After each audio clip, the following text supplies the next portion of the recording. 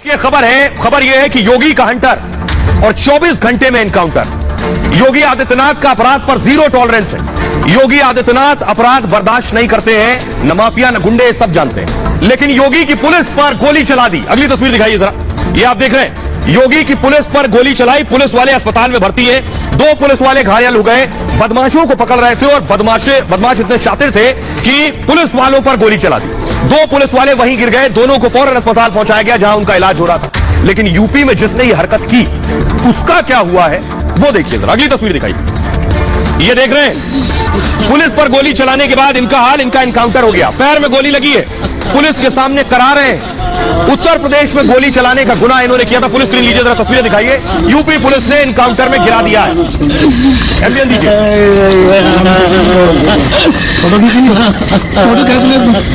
आप देख रहे हैं तस्वीरें।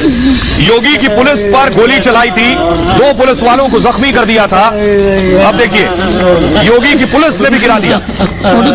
ज्यादा दिन भाग नहीं पाए। योगी ने पिछले दिनों कहा था अपराधी अगला चौराहा पार नहीं कर पाएंगे और उसकी ये जीती जागती नजीर है।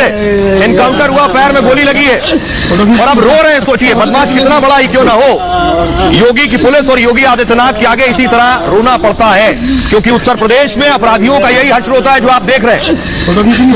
तो ये तो एक अपराधी है बदमाश। दूसरा देखिए जरा, दूसरे का भी एनकाउंटर हुआ, ये देखिए जरा, दूसरे का भी एनकाउंटर हुआ। ये देखिए ये कंधे पर जा रहा है पुलिस वालों के। ये दोनों ने गोली चलाई थी योगी की पुलिस पर और गोली चलाने के बाद अब अपने पैरों पर नहीं चल पा रहे। पुलिस स्क्रीन लीजिए जरा, पुलिस पर गोली चलाने के भाग रहे। देखिए जरा,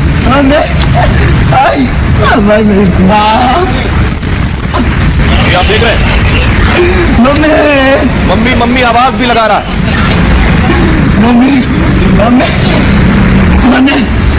पैरों में गोली लगी है, पुलिस ने एनकाउंटर किया और उसके बाद योगी की पुलिस ने उठाकर वैन में रखा है। दोनों गिरफ्तार हो चुके हैं।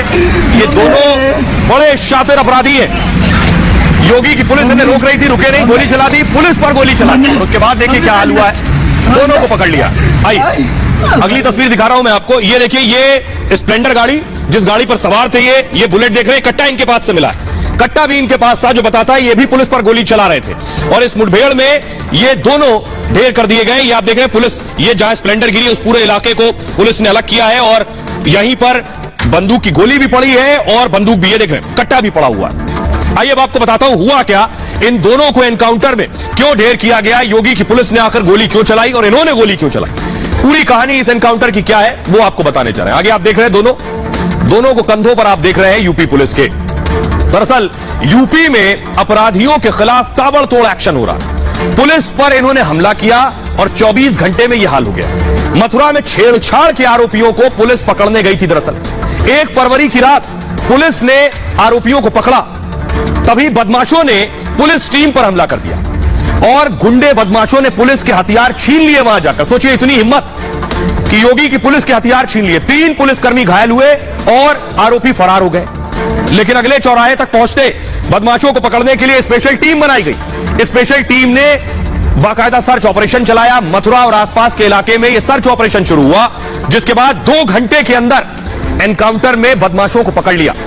पुलिस की फायरिंग में बदमाश श्याम घायल हो गया, जिसके बाद कैसे रो रहा था ये भी आपने देखा और 24 घंटे में दूसरे बदमाश का भी पुलिस ने एनकाउंटर कर दिया। बदमाश सतेंद्र के दोनों पैरों में पुलिस की गोली लगी है। ये जो दूसरा आप देख रहे हैं इसका नाम सतेंद्र है और ये श्याम है।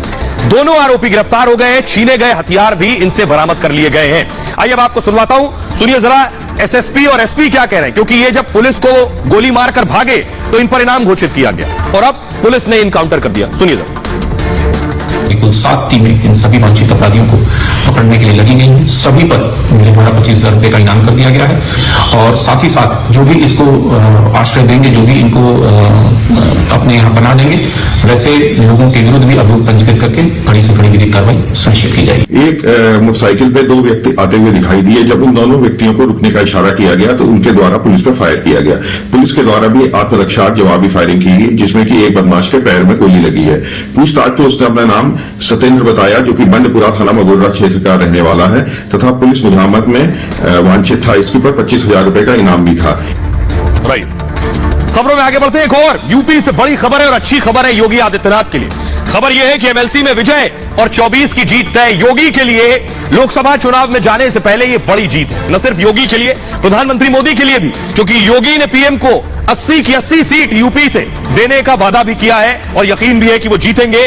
तो ये जो जीत हुई है, जीत के बाद जरा सेलिब्रेशन दिखाइए। जश्न की तस्वीरें आप देख रहे हैं, बीजेपी ऑफिस में ढोल नगाड़े बजे। फुल स्क्रीन लीजिए जरा। इस जीत के बाद बीजेपी कार्यालय में ढोल नगाड़े और खुशी मनाई जा रही थी। अहमियत बढ़ाइए।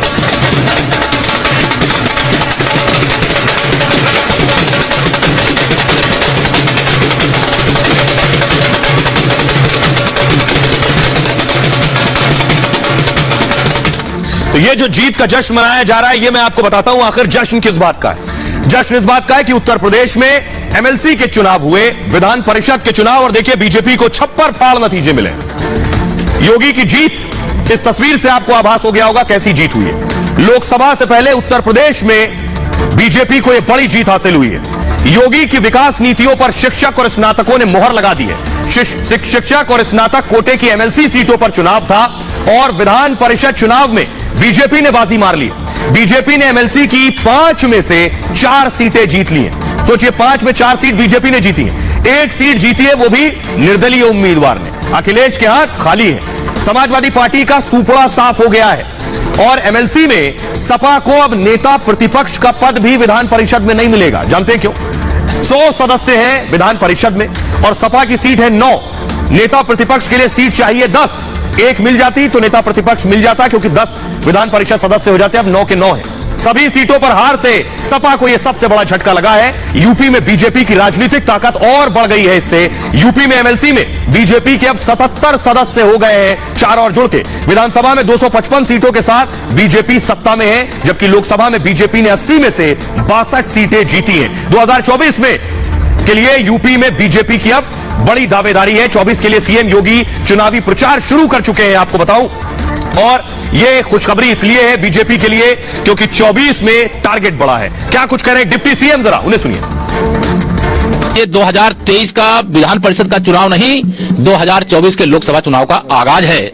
और जिस प्रकार से सपा का सूपड़ा विधान परिषद के चुनाव में साफ हुआ है, वैसे ही लोकसभा के चुनाव में साफ हो जाएगा। देखिए, ये जो शिक्षक एमएलसी और स्नातक एमएलसी का जो मतदाता है, वह बुद्धिजीवी है और उसके मत का महत्व होता है। वो एक मत नहीं है, वो हजारों लोगों के बारे में, लाखों लोगों के बारे में एक एक मत के माध्यम से संदेश है कि वह भारतीय जनता पार्टी के साथ है।